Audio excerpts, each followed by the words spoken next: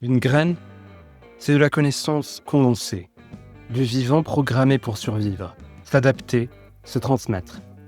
Depuis des millénaires, nous cultivons ces graines, mais aujourd'hui, c'est nous que la graine interroge. Nous sommes entrés dans une ère paradoxale. Jamais l'humanité n'a eu autant de technologies à sa disposition, et pourtant, jamais notre modèle agricole n'a été aussi fragile. Sécheresse chronique, appauvrissement des sols, déforestation accélérée, perte de biodiversité, pollution multiple. À cela s'ajoute un autre défi, nourrir près de 10 milliards d'humains d'ici 2050, sans détruire les conditions mêmes de la vie sur Terre. Le système actuel, hérité de la révolution industrielle, est à bout de souffle. Il repose sur une logique extractive, sur la monoclature, sur des engrais de synthèse, sur le pétrole, sur une forme de déconnexion du vivant. Car en vérité, nous ne sommes plus dans une crise agricole. Nous sommes dans une crise de civilisation. L'agriculture n'est pas un secteur parmi d'autres, elle est la base. Elle structure nos sociétés, nos régimes politiques, nos paysages, nos mythes, nos économies. Et pourtant, elle est restée coincée dans un vieux logiciel, celui du rendement à tout prix. Dans ce modèle hérité du XXe siècle, la terre est vue comme une usine, les plantes comme des machines, les agriculteurs comme des exécutants et les aliments comme des produits standardisés. Mais ce paradigme touche ses limites, non pas seulement écologiques, mais intellectuelles. Ce n'est pas un manque de solutions qui nous menace, c'est un manque d'imagination et de sagesse. Et c'est là que le futur s'invite. Des intelligences artificielles capables de diagnostiquer l'état d'une culture au pixel près, des fermes verticales qui poussent au cœur des villes, sans un gramme de terre, des biofertilisants vivants produits par des bactéries sur mesure, des plantes éditées gène par gène comme on code un programme. Ce podcast est un voyage aux frontières du vivant, de la technologie et du sens, car en transformant notre agriculture, c'est notre rapport au monde que nous devons repenser. Alors, prêt à semer dans l'inconnu ? Pour comprendre le futur de l'agriculture, il faut commencer par faire un détour par le passé, car le modèle actuel avec ses forces et ses failles ne vient pas de nulle part. Il est l'héritier direct d'un événement majeur du XXe siècle, la Révolution verte. Après la Seconde Guerre mondiale, l'humanité entre dans une période de croissance sans précédent. Mais une peur rôde, celle de la famine. En 1968, Paul Ehrlich publie The Population Bomb et prophétise des centaines de millions de morts par sous-alimentation. Dans ce contexte, la Révolution verte apparaît comme une promesse de salut. Norman Borlaug, agronome américain, met au point des variétés de blé à haut rendement, semi-naines, capables d'absorber plus d'azote sans s'effondrer sous leur propre poids. En parallèle, l'Inde, le Mexique, les Philippines adoptent à grande échelle de nouvelles techniques, engrais chimiques, irrigation intensive, pesticides de synthèse. Et résultat, les rendements explosent. Des dizaines de millions de vies sont sauvées. Borlaug recevra le prix Nobel de la paix en 1970. Mais, comme toute révolution, celle-ci a eu un prix. Un prix que nous payons aujourd'hui. L'agriculture moderne s'est construite sur la chimie. Ammonitrate, phosphate, potasse, glyphosate, des substances ont transformé la terre en surface optimisable. Mais à force de traiter le sol comme un support inerte, on l'a épuisé. En France, un sol agricole sur 2 est en état de dégradation avancée. En Afrique, on assiste à une perte accélérée de matière organique. La fertilité naturelle s'effondre, et pour maintenir les rendements, il faut injecter toujours plus de chimie.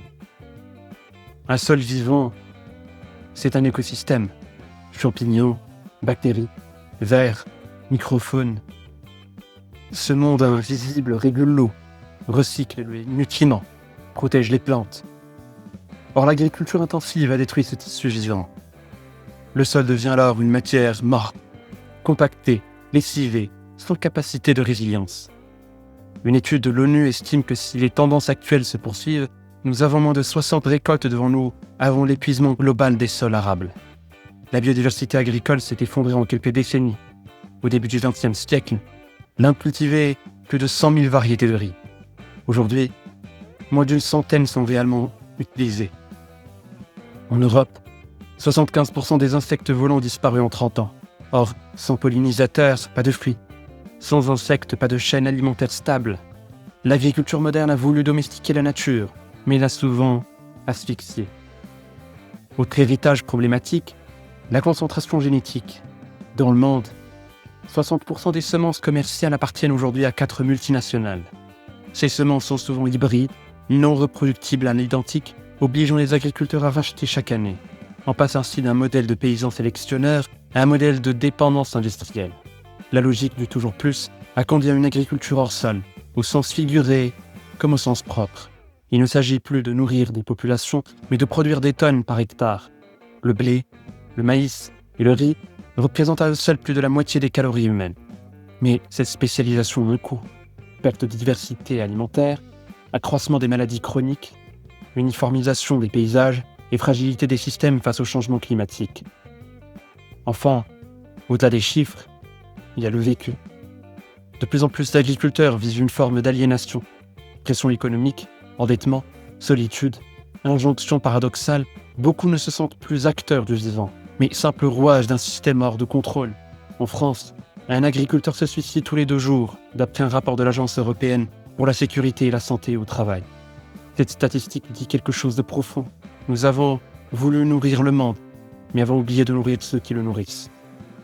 Pendant longtemps, l'agriculture a été une affaire de force physique, de temps long, d'intuition paysanne. On plantait, on observait, on priait, parfois. Puis vint la mécanisation. Le tracteur a remplacé la charrue. La moissonneuse a aboli la faux. Aujourd'hui, une nouvelle révolution silencieuse est en cours. L'agriculture entre dans l'ère des données. C'est ce que l'on appelle l'agriculture de précision. Un concept né dans les années 90 avec l'avènement du GPS, mais qui explose aujourd'hui grâce à la convergence de plusieurs technologies. Capteurs, intelligence artificielle, robotique, imagerie, satellite, Internet des objets. L'idée centrale est simple, ne plus traiter un champ comme une surface homogène, mais comme une mosaïque de micro-variabilité. Chaque mètre carré peut désormais être cartographié, analysé, piloté. Il ne s'agit plus de labourer, semer, irriguer ou fertiliser à l'aveugle, mais au millimètre près, en s'appuyant sur des données en temps réel. Commençons par le ciel. Les drones agricoles, équipés de caméras multispectrales, peuvent survoler les cultures et détecter les carences, les maladies ou le stress hydrique bien avant que l'œil humain ne s'en rende compte. Ils permettent ainsi une pulvérisation ciblée, réduisant drastiquement les quantités de produits utilisés. Au sol, des capteurs mesurent l'humidité, la température, la conductivité électrique, la croissance des plantes.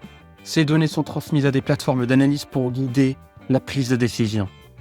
Et sur le terrain, les tracteurs autonomes se généralisent. John Deere, pionnier du secteur, propose des engins capables de labourer, semer ou désherber sans conducteur, avec une précision centimétrique. Le tout est orchestré par des logiciels capables d'analyser les données météo, les prévisions de rendement et les historiques de culture. Le grand avantage de cette approche est l'efficience. On réduit les gaspillages, on économise de l'eau, on limite les pertes. Une étude de l'INRA montre que l'agriculture de précision peut diminuer de 20 à 30% l'usage d'azote, tout en maintenant les rendements. En Californie, région stress hydrique chronique, certaines fermes viticoles ont réduit leur consommation d'eau de moitié grâce à l'irrigation pilotée par capteurs. Mais ce n'est pas seulement une question de rendement. C'est aussi une manière de réconcilier productivité et durabilité. Moins de produits chimiques, moins d'émissions, moins d'empreintes environnementales.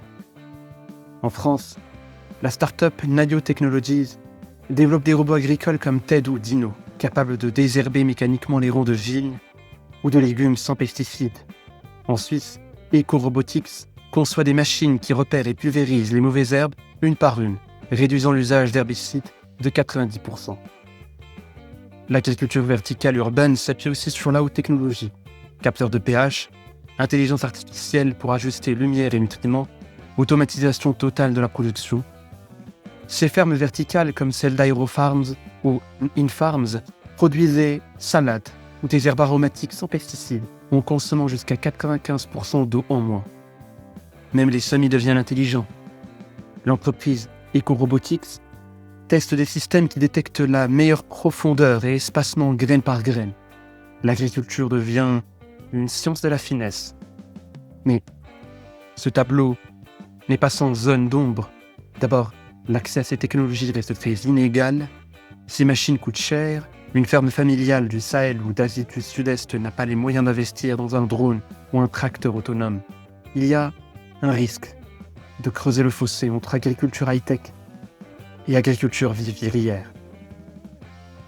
Ensuite, il y a la question des données. À qui appartiennent-elles? Aux agriculteurs? Aux plateformes qui les hébergent? Aux fabricants d'équipements? La collecte massive de données agricoles pose des enjeux de souveraineté numérique majeurs. Certaines voix alertent. L'agriculteur de demain risque de devenir dépendant d'algorithmes qu'il ne contrôle pas, dans un modèle de type agriculture as a service. Et puis, il y a une interrogation plus profonde. En automatisant tout, ne risque-t-on pas de désincarner le lien au vivant? À force de modéliser, prédire, optimiser, l'agriculture ne risque-t-elle pas de perdre sa dimension sensible, intuitive, relationnelle? Certaines innovations vont encore plus loin.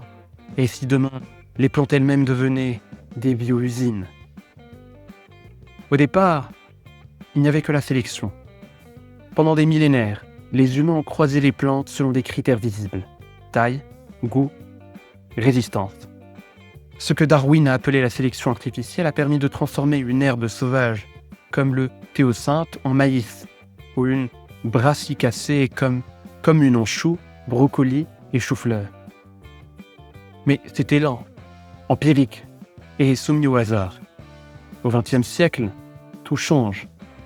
Après la découverte de la structure de l'ADN en 1953, et grâce au progrès de la biologie moléculaire, les scientifiques commencent à rêver d'intervenir directement sur le génome. C'est la naissance des OGM, organismes génétiquement modifiés. Les premiers OGM agricoles apparaissent dans les années 70. Il s'agit alors de transgénèse. On insère dans une plante un gène provenant d'un autre organisme, parfois d'une autre espèce, par exemple un gène de bactérie, Bacillus thuringiensis, dans du maïs pour le rendre résistant à certains insectes. Ce fut une rupture radicale. Pour la première fois, l'homme ne se contente plus de sélectionner, il reprogramme le vivant. Le soja OGM de Monsanto, le coton, le maïs transgénique se diffusent rapidement, surtout en Amérique. Mais en Europe, la méfiance grandit. Le terme OGM devient chargé, voire toxique sur le plan politique et émotionnel. Cependant, les années 2000, une deuxième révolution génétique est en cours. Bien plus discrète, mais potentiellement plus puissante. L'édition ciblée du génome. On ne parle plus de transgénèse, mais de NBT, New Breeding Techniques. Et la plus célèbre d'entre elles s'appelle CRISPR-Cas9. Découvert chez les bactéries en 2012, CRISPR est un outil de ciseau génétique. Il permet de couper l'ADN à un endroit précis et de modifier une séquence sans introduire d'ADN étranger. C'est comme passer une machine à écrire un traitement de texte avec fonction rechercher remplacer. Avec CRISPR, on peut désactiver un gène indésirable, corriger une mutation ou activer une voie métabolique latente. Le tout de manière rapide, précise et relativement bon marché. Et surtout dans certains cas, la plante modifiée ne se distingue pas d'une plante obtenue par mutation naturelle, ce qui brouille les frontières réglementaires. Que permet cette révolution? Beaucoup, en Chine, des chercheurs ont développé un riz, CRISPR, résistant à la irriculariose, une maladie qui décime les cultures. Aux États-Unis, des tomates riches en GABA, un neurotransmetteur en effet hypotenseur, ont été autorisées à la vente. Le riz doré, enrichi en bêta-carotène, précurseur de la vitamine A, reste l'un des cas les plus emblématiques. Créé pour lutter contre la cécité infantile dans les pays en développement, il a suscité autant d'admiration que de controverses. Des activistes l'ont accusé d'être un cheval de Troie pour les biotechnologies industrielles. Pourtant, il est aujourd'hui autorisé aux Philippines après plus de 20 ans de débats. On développe aussi des plantes tolérantes à la sécheresse, à la salinité ou à des sols pauvres.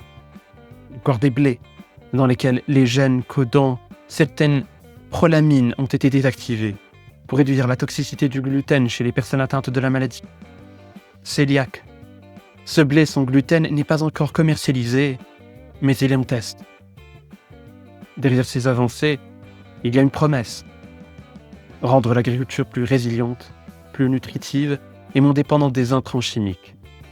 Mais une technologie n'est jamais neutre. Le débat sur les biotechnologies agricoles est à la fois scientifique, économique, politique et symbolique. D'un côté, des chercheurs défendent l'idée d'une agriculture augmentée, capable de nourrir une population croissante tout en réduisant l'empreinte écologique. De l'autre, beaucoup redoutent une accaparation du vivant par les multinationales, une perte de diversité et une standardisation des semences. La question centrale reste: qui contrôle la graine? Est-ce un bien commun ou un produit soumis à brevet? Aujourd'hui, les 5 plus grandes entreprises de semences contrôlent plus de 60% du marché mondial. L'édition génétique pose donc un risque de biocaptation des ressources génétiques au détriment des agriculteurs. Et puis, via la perception sociale, même si CRISPR n'introduit pas de gènes étrangers, même si la modification est propre, la méfiance reste forte dans certaines régions du monde. Le simple mot génétique continue de faire peur. L'acceptabilité sociale est souvent plus lente que l'innovation technique. On pourrait croire que l'agriculture, c'est avant tout ce que l'on voit, les plantes, les cultures, les tracteurs, mais en réalité la révolution la plus silencieuse et peut-être plus prometteuse se joue sous nos pieds, dans ce que l'on appelle le sol vivant. Un gramme de sol en bonne santé peut contenir jusqu'à 10 milliards de micro-organismes, appartenant à plusieurs milliers d'espèces différentes. Bactéries, champignons, protozoaires, actinomycètes. Le sol n'est pas un simple support inerte, c'est un organe vivant, une matrice dynamique de transformation chimique et biologique.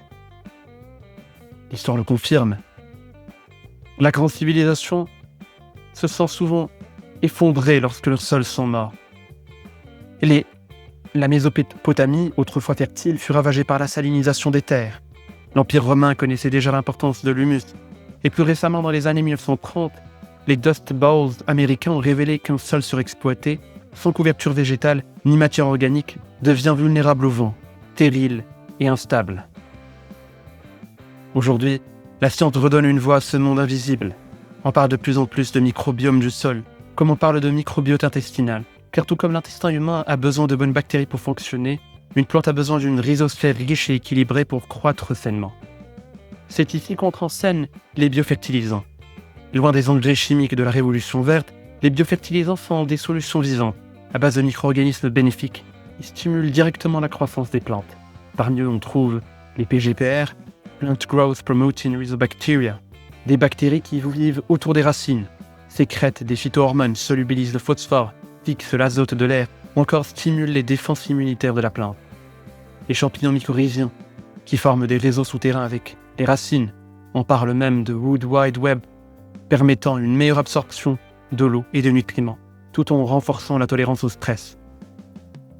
Historiquement, cette connaissance n'est pas si récente. Dans certaines cultures indigènes, on ensemence le sol avec des composts ou des cendres, sans en comprendre les mécanismes, mais avec l'intuition d'un sol actif. Les agriculteurs coréens pratiquaient déjà au XIXe siècle ce qu'ils appelaient la fermentation naturelle du sol, aujourd'hui redécouverte sous le nom de Korean Natural Farming. Mais c'est seulement avec le progrès de la microbiologie et du séquençage génomique que l'on a commencé à identifier les espèces clés, les mécanismes d'action et les interactions moléculaires entre les racines et leurs microbes associés. Les biofertilisants ne nourrissent pas directement la plante comme un engrais le ferait. Ils stimulent la plante à mieux se nourrir elle-même, en activant ses propres voies métaboliques. C'est pourquoi on parle aussi de biostimulants, une catégorie plus large qui inclut les extraits d'algues, les acides humiques et bien sûr, les micro-organismes vivants. Sur le terrain, les résultats sont parfois spectaculaires. Des rendements augmentés de 10 à 30%, une réduction des besoins en engrais, une meilleure résistance à la sécheresse, des tests avec montrent des effets positifs sur le maïs, le blé ou encore les tomates. Mais cette technologie n'est pas sans défi. Produire, stabiliser et commercialiser un micro-organisme vivant est beaucoup plus complexe qu'un produit chimique. Il faut garantir la viabilité des souches, leur efficacité dans des conditions variables du sol, de climat et de culture, tout en respectant les normes sanitaires strictes. Et surtout, le sol est un écosystème. Et introduire un microbe aussi bénéfique soit-il peut avoir des conséquences inattendues. L'interaction entre espèces, la dynamique des communautés microbiennes, la compétition pour les niches écologiques sont autant de paramètres difficiles à modéliser. Il ne s'agit pas de remplacer les engrais chimiques par des biofertilisants comme on changerait de marque de lessive. Il s'agit de repenser notre rapport au sol, de passer d'une logique d'amendement à une logique d'écologie microbienne, de ne plus nourrir la plante mais de régénérer le sol qui la nourrit. Aujourd'hui, des startups comme Simborg, BioVent ou encore Pivot Bio en Californie développent des formulations microbiennes de nouvelle génération. Certaines entreprises créent même des cocktails personnalisés, ajustés au microbiome spécifique de chaque parcelle. On entre alors dans une nouvelle ère, la microbiologie de précision. La vraie révolution ne viendra peut-être pas des satellites, mais de bactéries invisibles à l'œil nu, capables de transformer radicalement notre manière de cultiver, de régénérer la fertilité des terres et de faire du sol un allié plutôt qu'un support passif. Et si l'avenir de l'agriculture ne se jouait pas dans un choix binaire entre tradition et modernité, mais dans leur combinaison subtile? Et bienvenue dans l'ère de l'agroécologie augmentée, un pont entre l'intelligence du sol et celle de la machine. L'agroécologie, en tant que science et pratique, n'a rien de nouveau. Depuis des millénaires, les paysans ont observé, imité la nature, travaillé avec elle plutôt que contre elle. Les principes de la permaculture, résilience, diversité, boucle fermée, s'enracinent dans des savoir-faire vernaculaires qu'on retrouve aussi bien dans les oasis berbères que dans les rizières en terrasse de l'Asie du Sud-Est. Mais aujourd'hui, ces savoirs anciens rencontrent une puissance technologique inédite. Imaginez une culture du sol vivant,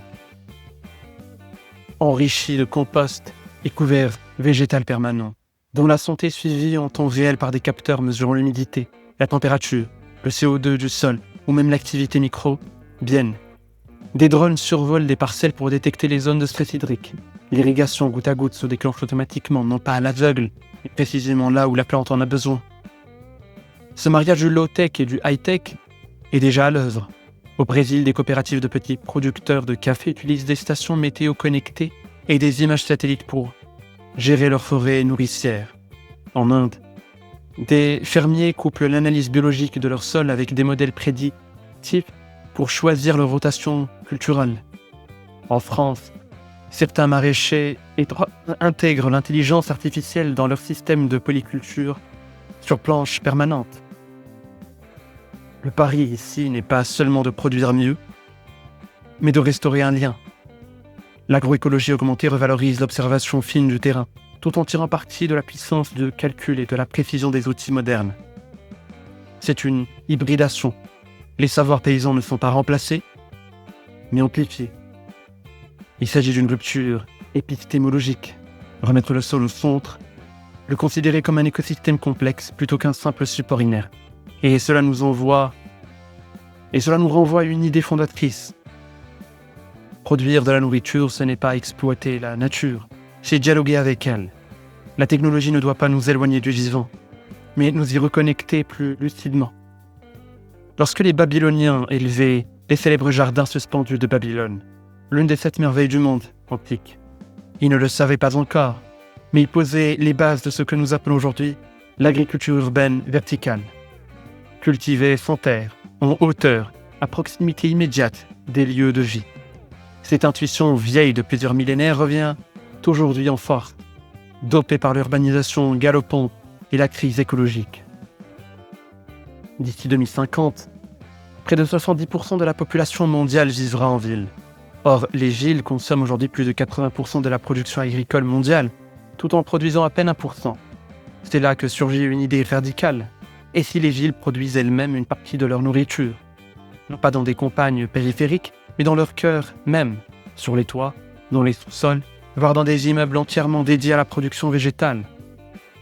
C'est le pari des fermes verticales, où les plantes ne poussent plus dans la terre, mais dans des substrats inertes ou directement dans l'eau.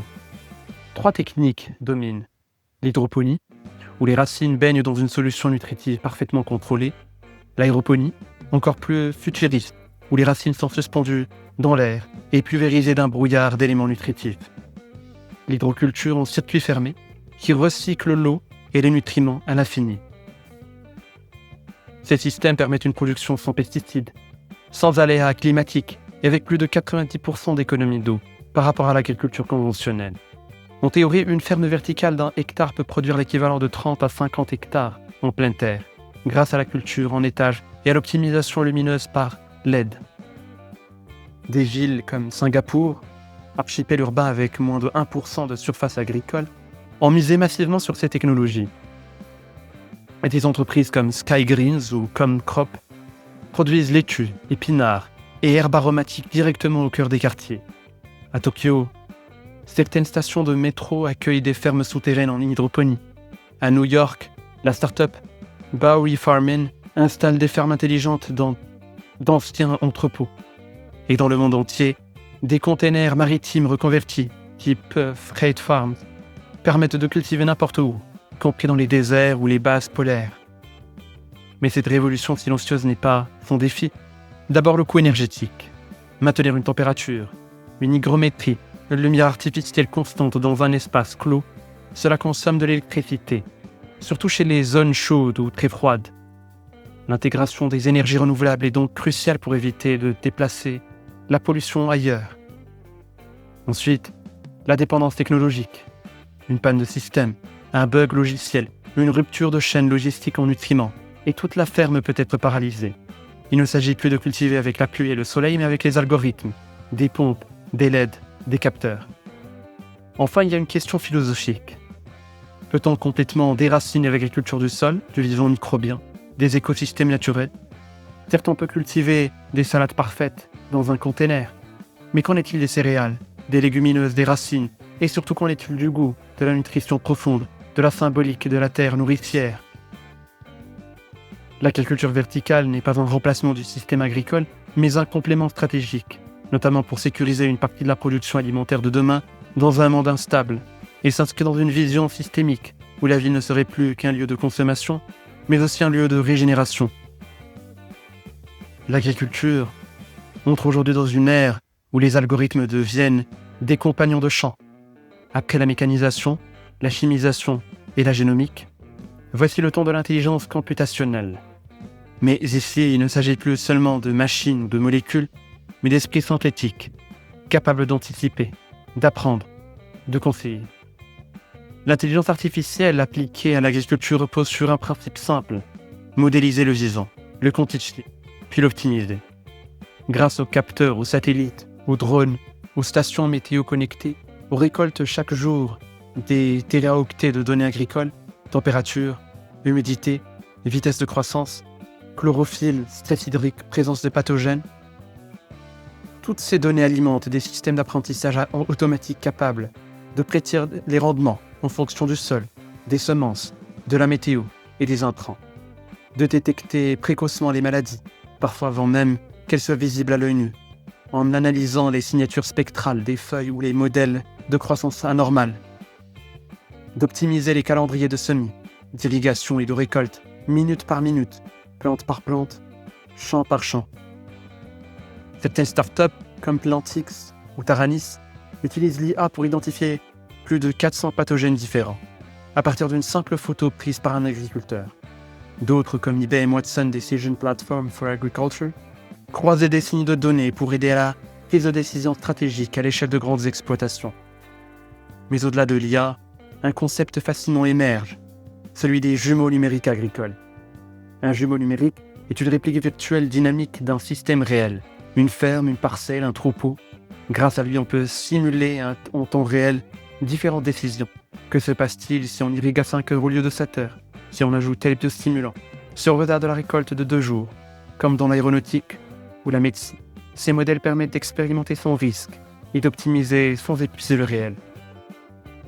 Ces outils sont déjà utilisés par de grandes entreprises agricoles comme John Deere, Corteva, AgriScience ou PAF Digital Farming. L'agriculteur devient alors chef d'orchestre d'un système complexe, appuyé par des avatars numériques de cette ère. Mais ces transformations radicales soulèvent des enjeux majeurs de souveraineté, car ces données si précieuses pour comprendre et piloter les agrosystèmes sont souvent hébergées, traitées, voire monétisées par des plateformes privées.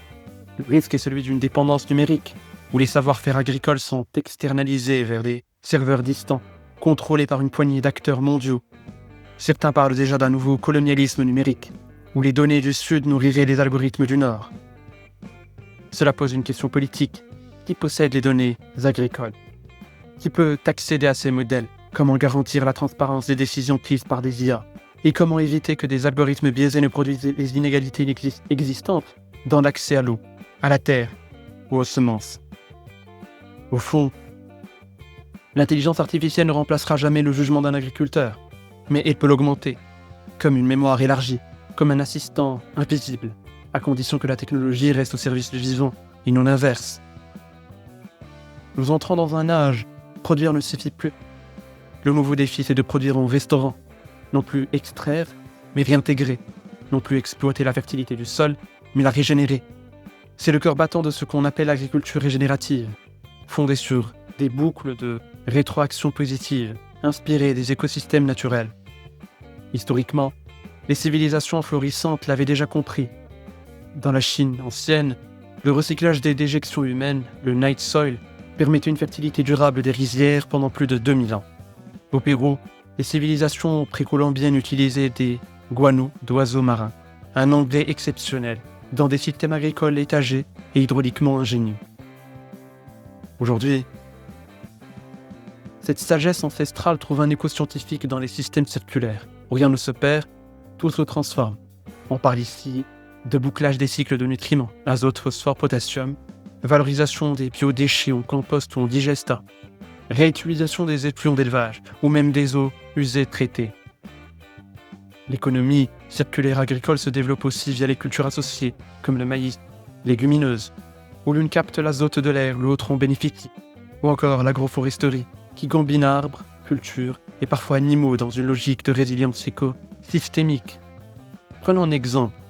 En Afrique de l'Ouest, le système de Federbia albida, un arbre à feuilles caduques en saison des pluies, permet d'ombrager les cultures en saison sèche tout en enrichissant le sol.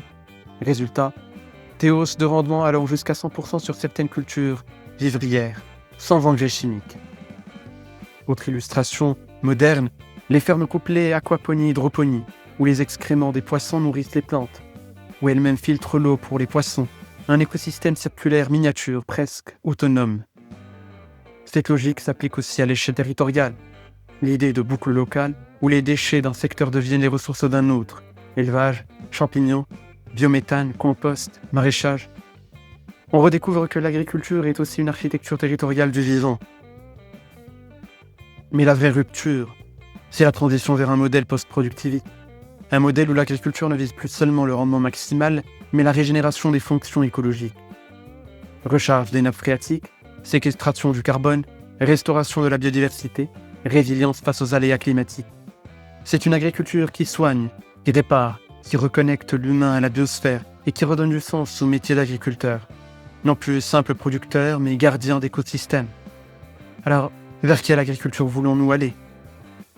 Après ce voyage au cœur des technologies les plus avancées, de la robotique aux jumeaux numériques, des biostimulants aux fermes verticales, une chose devient évidente. Le futur agricole ne se résume pas à une accumulation de machines ou à une optimisation des flux de données. Car derrière chaque drone, chaque algorithme, chaque semence modifiée, il y a une question plus vaste, plus vitale. Quelle relation voulons-nous entretenir avec la Terre ? L'agriculture du XXIe siècle sera technique, oui, mais elle devra aussi être philosophique. Car produire de la nourriture sans produire de sens, c'est semer dans un sol stérile. Il ne s'agit plus seulement de nourrir 10 milliards d'êtres humains, il s'agit de le faire sans dévaster, sans asservir, sans oublier que la Terre n'est pas un stock de ressources, mais un tissu vivant. Fragile, patiemment tissé depuis des millions d'années, nous avons hérité de cette Terre, mais elle ne nous appartient pas, nous appartenons à elle. C'est pourquoi les défis ne sont pas uniquement techniques, ils sont aussi politiques, éthiques, spirituels. Comment préserver la souveraineté alimentaire à l'ère des brevets sur le vivant ? Comment garantir un accès équitable aux innovations sans creuser un fossé technologique entre continents ? Comment ne pas répéter, sous d'autres formes, les erreurs de la révolution verte, standardisation, dépendance, épuisement ? La vérité, c'est que l'agriculture de demain devra produire autant de sagesse que de connaissances, autant de régénération que de rendement. Elle devra être une alliance subtile entre le low-tech et le high-tech, entre le savoir indigène et l'intelligence artificielle, entre la main et la machine. Une hybridation féconde, où le cultivateur redevient un traducteur du vivant et non un simple opérateur de système. L'avenir n'est pas le rejet du progrès, il est dans sa réenchantement. Comme le dit Vandana Shiva, la véritable agriculture du futur est celle qui nourrit à la fois la terre et l'âme humaine. Repenser l'agriculture, c'est repousser notre place dans le monde. Ce n'est pas seulement un acte économique, mais un acte existentiel. Si demain les champs ne ressemblent plus à des champs, si les fermes sont des tours, des containers, des data centers, des Cela n'est ni bon ni mauvais en soi, tout dépendra du sens que nous y mettons. Alors, allons-nous vers une agriculture qui isole, qui relie, qui extrait, qui restaure, qui nourrit l'estomac, ou aussi la conscience. C'est maintenant dans cette décennie décisive que ces choix doivent être faits.